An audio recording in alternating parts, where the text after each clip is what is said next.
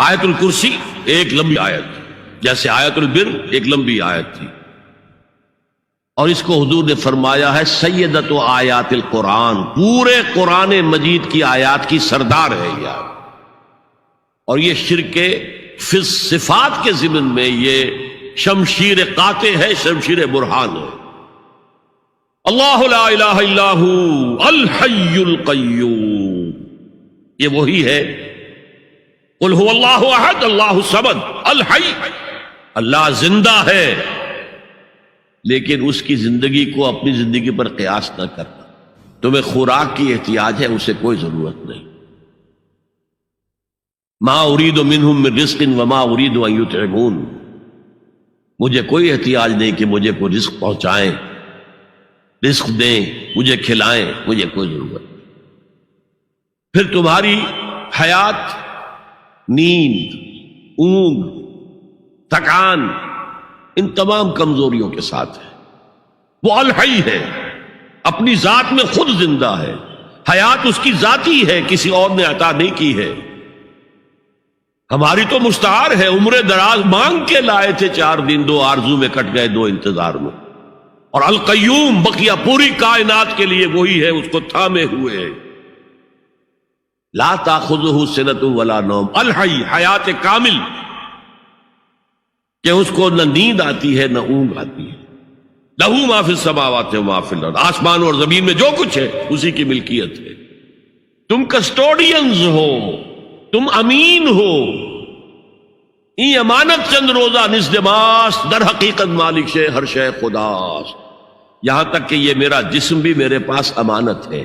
میں کون ہوں؟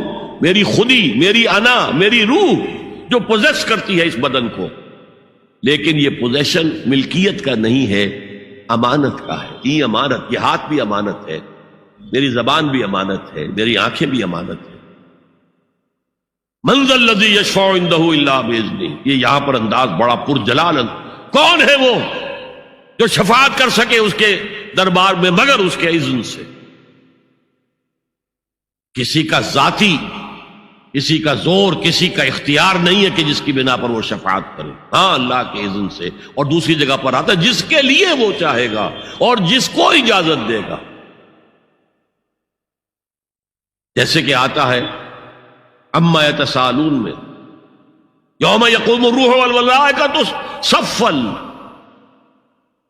اور ان میں سے کوئی بھی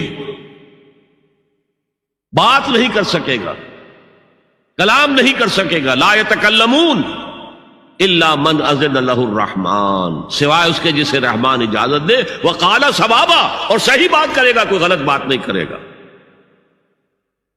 یعلم ما بین ایدیہم وما خلفہم ولا یحیطون بشیء من علمہ،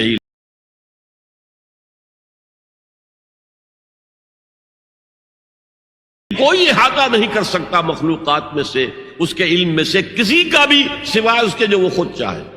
یہاں بڑے ہی لطیف انداز میں شفاعت باطلہ کے تصور کی نفی ہو گئی۔ دیکھیے، آپ کہیں جا کر کسی مجسٹریٹ سے سفارش کرتے ہیں تو کیا کہتے ہیں؟ اجی یہ فائل کے اوپر جو کچھ ہے آپ اس پر نہ جائیے، یہ گواہیاں وغیرہ جھوٹی ہو گئی ہیں، میں آپ کو بتاتا ہوں اصل بات کیا ہے۔ اللہ کے سامنے کوئی یہ کہہ سکے گا اے اللہ تیرے علم میں نہیں ہے، میرے علم میں ہے؟ یعلم ما بین ایدیہم وما خلفہم، وہ تو جانتا ہے جو کچھ ان کے سامنے اور جو کچھ ان کے پیچھے ہے۔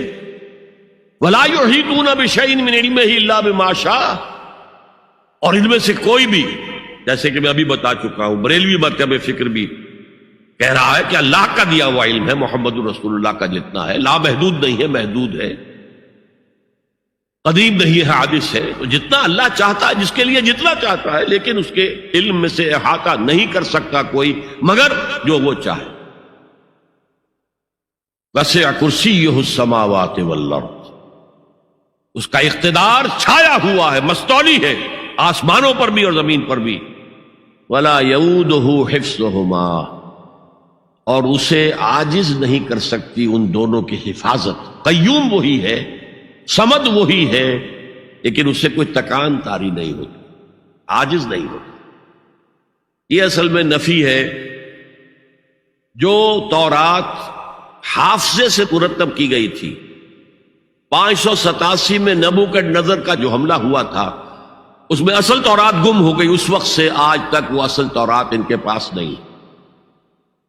پیریڈ آف کیپٹیوٹی سے واپس آئے ہیں بیت المقدس میں سائرس کے لطف و کرم کی وجہ سے، ذوالقرنین کے لطف و کرم کی وجہ سے، پھر یادداشتوں سے لوگوں نے وہ تورات مرتب کی ہے، تو اس میں انسانی فکر شامل ہو گیا۔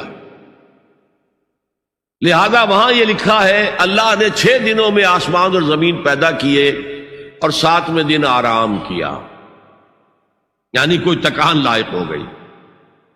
قرآن نے کہا، اللہ تعالیٰ نے فرمایا سورہ قاف میں، وَلَقَدْ خَلَقْنَا السَّمَاوَاتِ وَالْأَرْضَ وَمَا بَيْنَهُمَا فِي 6 أَيَّامٍ وَمَا مَسَّنَا مِن لُغُوبٍ، یقیناً ہم نے آسمان اور زمین اور جو کچھ ان دونوں کے مابین ہے انہیں 6 ہی دنوں میں پیدا کیا۔ وہ بات ٹھیک ہے، لیکن ہمیں کوئی تکان لائق نہیں ہوئی کہ ہمیں کسی آرام کی ضرورت ہو۔ لا یعودہ حفظہما وہو العلی العظیم، العلی وہی ہے سب سے بلند و بالا، لتکون کلمۃ اللہ ہی العلیٰ، تاکہ اللہ کا کلمہ سب سے سربلند ہو جائے، اور وہی عظیم ہے، عظمت والا۔ اللہ تعالیٰ مجھے اور آپ کو اس سے بچائے، اپنے سابقہ زندگی کے گناہوں پر توبہ کرنے کی اور اللہ سے استغفار طلب کرنے کی توفیق عطا فرمائے، اور اپنے دینی فرائض کی انجام دہی کے لیے کمر بستہ ہو جانے کا عزم مصمم کر لینے کی توفیق عطا فرمائے۔